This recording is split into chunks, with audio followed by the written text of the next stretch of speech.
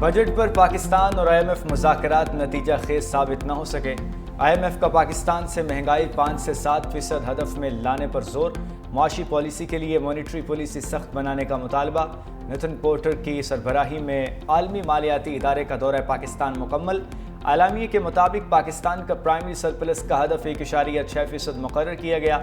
آئندہ بجٹ میں ٹیکس آمدن بڑھائی جائے، توانائی کی لاگت کم کرنے اور معاشی ترقی کی شرح بڑھانے کے لیے بنیادی اصلاحات پر بھی مشاورت ہوئی۔ زر مبادلہ ذخائر کی بحالی اور شرح مبادلہ میں لچک لانا ہوگی۔ پاکستانی حکام اصلاحات کے لیے پر اعتماد ہیں۔ آئندہ دنوں میں بجٹ پر مزید بات چیت جاری رہے گی۔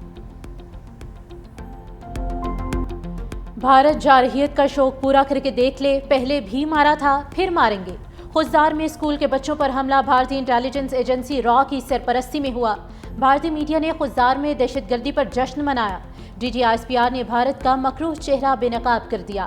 ہندوستان کی 20 سالہ ریاستی دہشت گردی کی تفصیلات دنیا کو پیش کر دیں۔ لیفٹیننٹ جنرل احمد شریف چودھری نے شہید طلباء کی تصاویر، گرفتار دہشت گردوں کے اعترافی بیانات، بھارن کلبھوشن یادو اور بھارتی میڈیا کے ویڈیو کلپس چلا دیے۔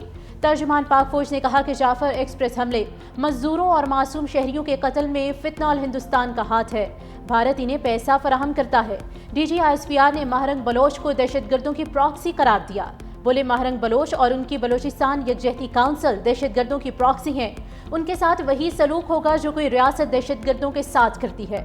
مسئلہ کشمیر میں پاکستان اور بھارت کے ساتھ چین بھی فریق ہے۔ کوئی پاگل ہی ہوگا جو یہ سوچ سکے گا کہ 24 کروڑ عوام کا پانی بند کیا جا سکتا ہے۔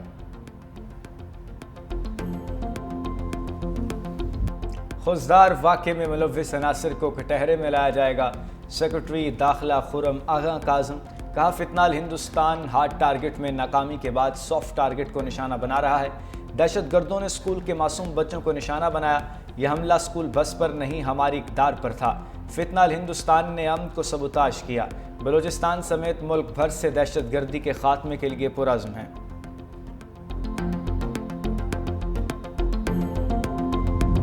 بھارت صرف پاکستان نہیں، دنیا بھر میں دہشت گردی اور ٹارگٹ کلنگ کی سرپرستی کر رہا ہے۔ بھارت ریاستی دہشت گردی بند کر کے کشمیر پر بامانی مذاکرات کا آغاز کرے۔ پاکستانی مندوب سائمہ سلیم کا سلامتی کونسل کے مباحثے میں اظہار خیال۔ کہا ہندوستان نے پہلگام واقعے پر گمراہ کن معلومات، انحراف اور انکار کا سہارا لیا۔ اگر ہندوستان کے پاس چھپانے کے لیے کچھ نہیں تو پہلگام حملے کی غیر جانبدارانہ، معتبر اور آزادانہ تحقیقات پر رضامند ہونا چاہیے تھا۔ ہندوستان نے دریاؤں کے بہاؤ روکنے کی کوشش کی۔ پانی زندگی ہے، جنگ کا ہتھیار نہیں۔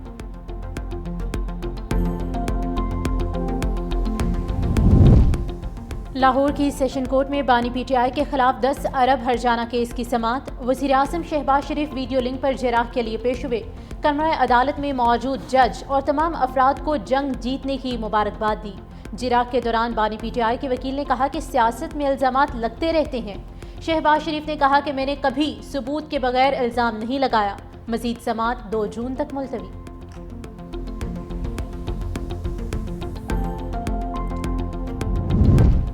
وزیر اعظم بھارتی دہشت گردی کے خلاف بھی ان ایکشن 25 سے 30 مئی تک مختلف ممالک کا دورہ کریں گے۔ ترکیہ، آذربائیجان، تاجکستان اور ایران کے دورے شیڈول۔ آئندہ ہفتے ایران جائیں گے۔ صدر مسعود پزشکیان اور ایرانی سپریم لیڈر سے ملاقات کریں گے۔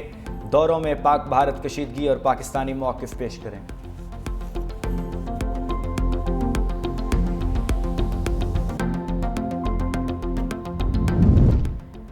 بلاول بھٹو بھارتی جارحیت کے خلاف پاکستان کا مقدمہ لڑنے کے لیے تیار۔ وزیر اعظم شہباز شریف سے چیئرمین پیپلز پارٹی کی وفد کے ہمراہ ملاقات۔ بھارتی جارحیت کو دنیا کے سامنے رکھنے سے متعلق رہنمائی لی۔ بلاول بھٹو نے وفد کی قیادت سونپنے پر شکریہ ادا کیا۔ چیئرمین پیپلز پارٹی سے امریکی ناظم الامور کی ملاقات۔ نیٹلی بیکر کا انسداد دہشت گردی میں تعاون پر بلاول بھٹو کا شکریہ ادا کیا گیا۔ پاکستان کے ساتھ شراکت داری مضبوط بنانے کے عزم کا اعادہ بھی کیا۔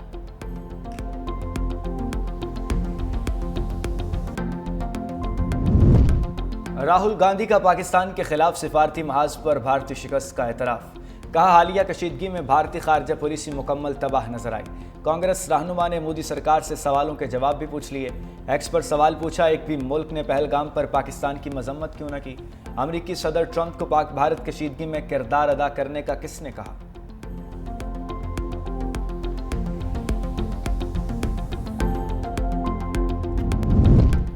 مودی کی جارحانہ پالیسی سے بھارت کی غیر ملکی سرمایہ کاری تباہی کے دہانے پر $10 بلین سے گر کر $353 ملین پر پہنچ گئی۔ غیر ملکی سرمایہ کاروں کا عدم اعتماد بڑھنے سے بھارت کی غیر ملکی سرمایہ کاری کی شرح 96.5% تک گر گئی۔ بھارتی کرنسی اور زر مبادلہ کے ذخائر مسلسل گراوٹ کا شکار۔ بھارتی جارحیت سے نالا غیر ملکی سرمایہ کار اپنا سرمایہ دوسرے ممالک منتقل کرنے لگے۔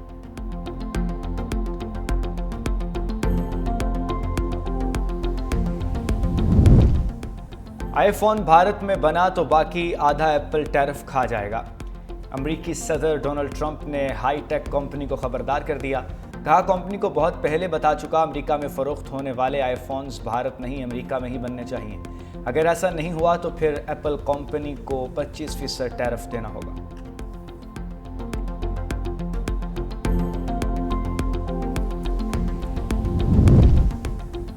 سوئٹزرلینڈ کی سکھ تنظیم نے مودی کی جنگی جنونیت کے خلاف عالمی عدالت کا دروازہ کھٹکھٹا دیا۔ ننکانہ صاحب پر بھارتی ڈرون حملے کے خلاف ICC میں شکایت درج۔ عالمی فوجداری عدالت سے تحقیقات کا مطالبہ۔ سکھ تنظیم کا کہنا ہے کہ مذہبی مقامات پر حملے بین الاقوامی انسانی قوانین کی خلاف ورزی ہے۔ بھارت سکھوں کے مقدس مقامات کو نشانہ بنا کر عالمی قوانین کی دھجیاں اڑا رہا ہے۔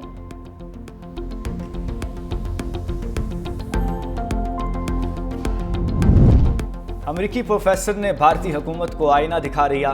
بھارتی ٹی وی پروگرام کے دوران پروفیسر کرسٹین فیئر نے کہا بھارت ہر ممکن کوشش کے باوجود پاکستان کو خوفزدہ نہیں کر سکا۔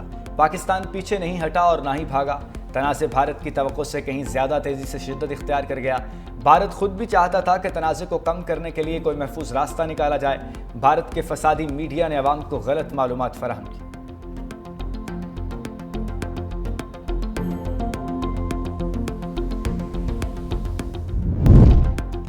وزیر اعلیٰ پنجاب مریم نواز سے ایتھلیٹ اور جرنلسٹ مونا خان اور کوچ محمد یوسف کی ملاقات۔ مونا خان نے وزیر اعلیٰ مریم نواز کو سندھ کی اجرک پہنائی اور پینسل سکیچ بھی دیا۔ وزیر اعلیٰ مریم نواز نے ایتھلیٹ مونا خان اور کوچ محمد یوسف کو 5 لاکھ روپے کے چیک دیے۔ کہا مونا خان نے ثابت کیا کہ خواتین کھلاڑی کسی سے کم نہیں۔ پنجاب حکومت خواتین کھلاڑیوں کو آگے بڑھنے کے مساوی مواقع دے رہی ہے۔ پنک گیمز کی انعامی رقم 50 لاکھ سے بڑھا کر 1 کروڑ روپے کی۔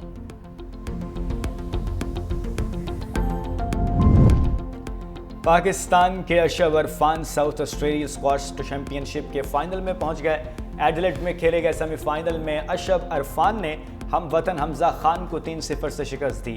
فائنل میں ملائیشیا کے ڈنکن لی سے مقابلہ ہوگا۔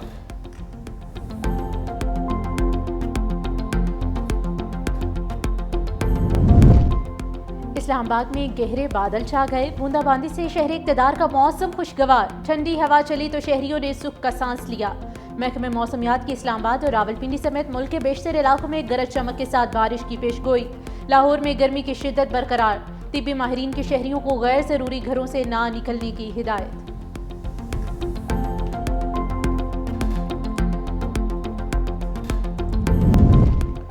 غزہ پر اسرائیلی مظالم نہ تھم سکے۔ ایک دن میں 50 فلسطینی شہید۔ خان یونس میں رہائشی عمارت پر تازہ حملے میں 3 افراد شہید، 20 زخمی ہوئے۔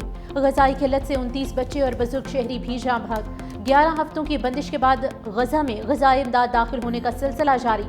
دوسری جانب دنیا بھر میں اسرائیلی مظالم کے خلاف مظاہرے بھی جاری۔ شکاگو اور پیرس میں شہری اسرائیل کے خلاف نعرے بازی کرتے ہوئے سڑکوں پر نکل آئے۔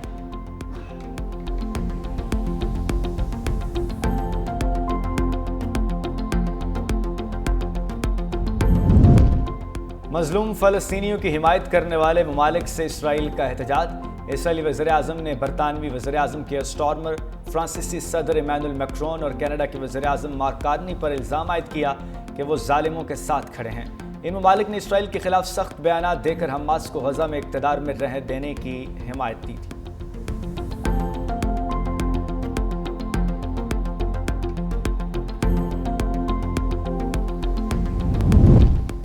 صدر ٹرمپ کا ہارورڈ یونیورسٹی کو غیر ملکی طلباء کے داخلے سے روکنا آئین کی خلاف ورزی قرار۔ عدالت نے پابندی عارضی طور پر معطل کر دی۔ ہارورڈ یونیورسٹی کی درخواست پر فوری حکم امتناع جاری۔ چین کی بھی کڑی تنقید۔ ترجمان وزارت خارجہ نے کہا کہ تعلیم دشمنی پر مبنی سیاست کے خلاف ہے۔ فیصلہ عالمی تعلیمی تعاون پر سوالیہ نشان بن گیا ہے۔